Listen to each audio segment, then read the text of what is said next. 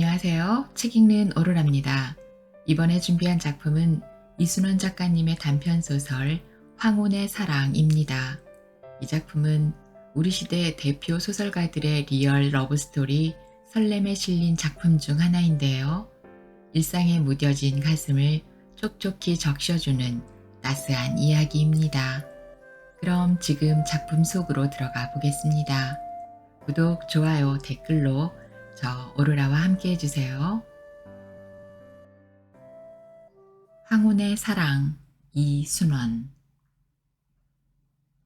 이것도 장사고 사람 만나는 일인데 왜 기억에 남는 손님이 없겠어요? 기억에 남는 손님이야 많지요. 그래도 그 노인분들만큼 오래 기억에 남는 손님은 아마 없을 것 같네요. 한번 들어보시겠어요? 제가 숙박업을 한 건 한 15년쯤 돼요.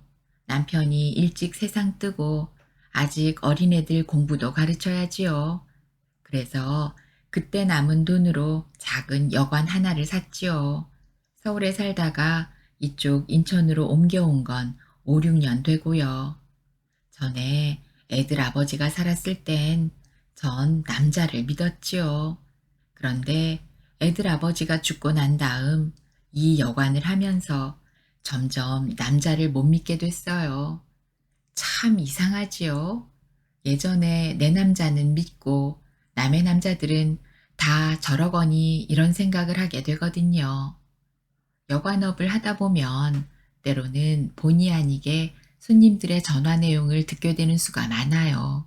손님들끼리 하는 얘기도 듣게 되고 지금은 그렇지 않지만 예전엔 여관 전화라는 게 거의 어디나 교환을 통해 쓰게 되니까요. 전화를 돌려주다가 듣게 되는 수도 있고 돌려준 다음 수화기를 잘못 놔서 듣게 되는 수도 있고요. 어떤 사람은 그러거든요. 다른 여자를 데리고 들어온 남자가 집에 전화를 걸어서 여기 부산인데 내일 오후나 올라갈 것 같다고 말이죠. 그런 경우는 대개 어디 먼 데로 출장을 간다는 식으로 거짓말을 하고 나온 거고요. 부산은 뭐가 부산이겠어요? 서울 잠깐 벗어난 인천 월미도지. 집에서 남편 그러는지도 모르고 기다리는 여자들만 불쌍한 거죠. 하기야 모르는 게 약이기도 하지요. 알면 그 일을 또 어떻게 하겠어요. 모르니 편하게 넘어가고 사는 거지. 낮에 오는 손님이요? 왜 없겠어요? 많아도 너무 많아서 탈이지요. 하기야 장사하는 입장에서 보면 큰 탈 될 건 없긴 하지만 나도 애들 키우는 애인데 왜 걱정이 안 되겠어요? 별의별 손님이 다 있지요. 낮에 오는 손님, 밤에 오는 손님, 잠깐 쉬었다가 나가는 손님, 며칠 묵고 가는 손님. 이제는 덤덤하지요. 그냥 그런가 보다 하고. 그런데 그 노인들만은 잊을 수가 없네요. 꽤 오래전의 일이에요. 그분들이 처음 우리 여관에 드나들기 시작한 게 하루는 아침나절에 내실에 앉아 뭘 생각하고 있는데 한 할머니가 오셨어요. 여관이라는 건 낮엔 손님이 들어와도 10시 조금 넘은 아침나절엔 손님이 드는 경우가 거의 없거든요. 그래서 처음엔 방을 쓰러 온 손님이 아닌 줄 알았어요. 더구나 할머니고 하니까 손에 작은 보따리를 하나 들고 계시더군요. 그런데 방을 빌릴 수 있겠느냐고 묻는 거예요. 그래서 언제까지 계시다 가려고 그러냐고 물었죠. 4시까지 있다가 갈 거랍니다. 부랴부랴 청소를 해서 방 하나를 내드렸죠. 노인이고 하니까 제일 깨끗하고 조용한 방으로요. 그랬더니 방값 계산까지 다 하고 나서 그 방에 보따리를 놓고는 잠시 어딜 좀 다녀오겠다며 키를 받아가더군요. 그러곤 잠시 후 할아버지 한 분을 데리고 오는 거예요. 이상하긴 했지만 뭐 어떻게 하겠어요? 못 본 척 했죠.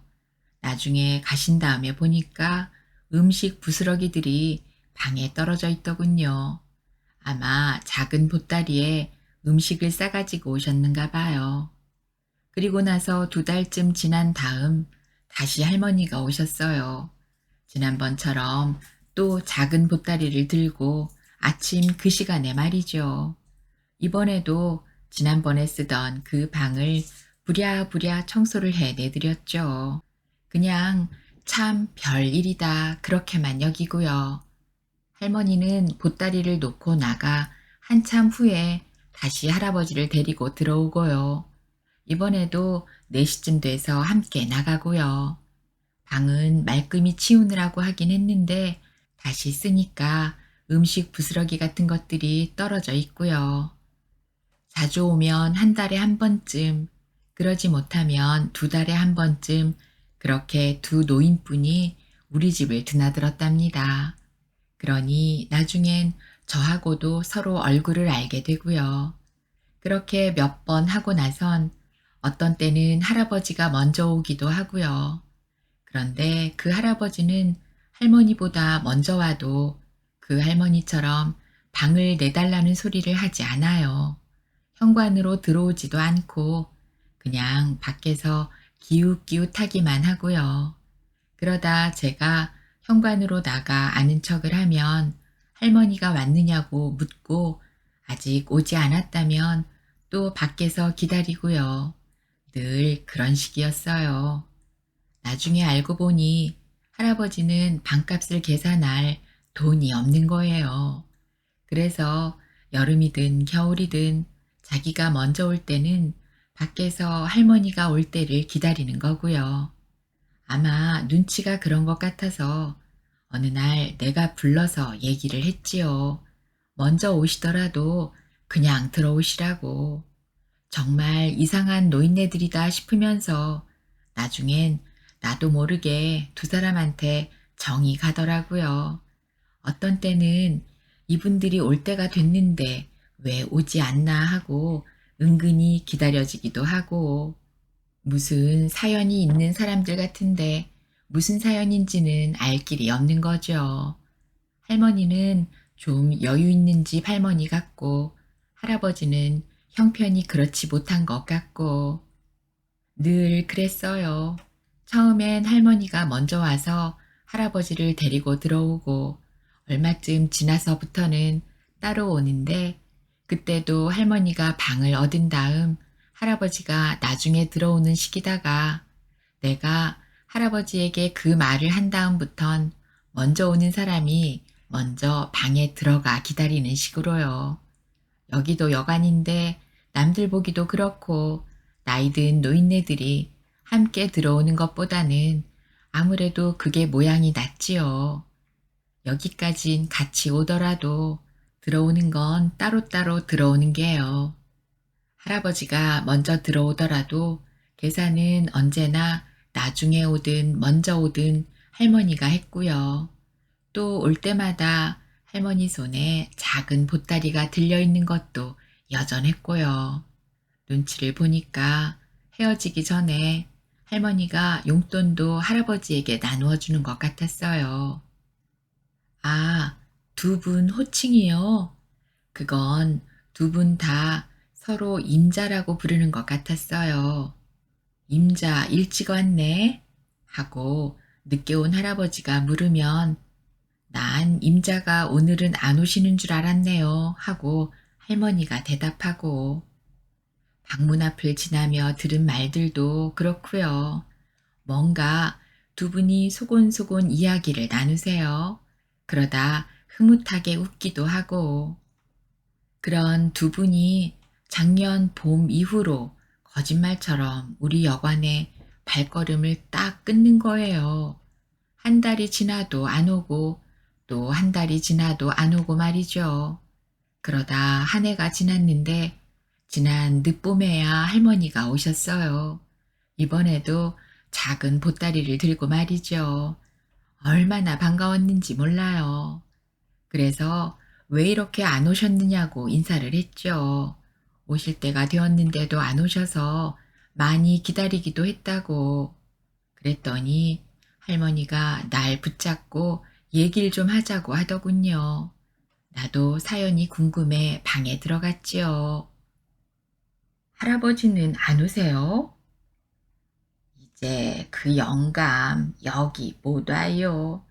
지난해 봄에 저 세상 갔어요. 그러면서 우시는 거예요. 깊은 속내는 말씀하시지 않는데 아마 두 분 다 고향이 북쪽이셨는가 봐요.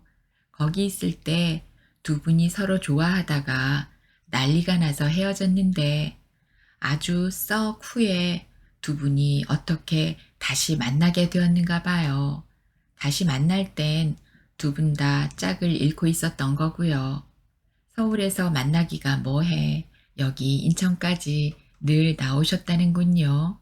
여기 와서도 자식 얘기하고 집안 얘기하고 사는 형편 얘기하고요. 할머니가 그러시더군요. 자랑이 아니라 내가 자식들 잘 둬서 돈이 좀 있어요. 그 영감은 그러지 못하고 한 달에 한 번씩이라도 좀 귀하고 맛난 것 영감한테 먹이고 싶었어요. 그래서 영감 만나기 전날 미리 좋은 화식집이고 일식집에 음식을 맞춰뒀다가 다음날 아침 그걸 찾아 여기로 가져온 거고 오늘도 옛 생각이 나 음식을 가져오긴 했는데 먹을 사람도 없고 먹일 사람도 없으니 대기 두었다가 애들 줘요. 오늘은 그냥 그 영감 있을 때처럼 4시까지 내 혼자 얘기하다 가려고 왔어요. 그래서 물었지요. 두 분 다 말년에 짝이 없으셨으면 함께 계시는 것도 좋지 않았었겠느냐고. 그러니까 할머니가 주인 댁도 더 살아보면 알게 돼요. 그러는데 그 말씀이 무슨 얘기인지는 아직 잘 모르겠어요. 함께 자식 낳지 않은 사람은 같이 사는 것보다 떨어져 있는 게 더 낫다는 얘기인지 아니면 또 다른 뜻이 있다는 건지 심성도 그렇고 나이가 드셔도 얼굴도 그렇고 참 고운 분이셨는데 이제 안 오시겠죠? 다시 우리 집에. 이 작품은 여기까지입니다. 함께 해주셔서 고맙습니다.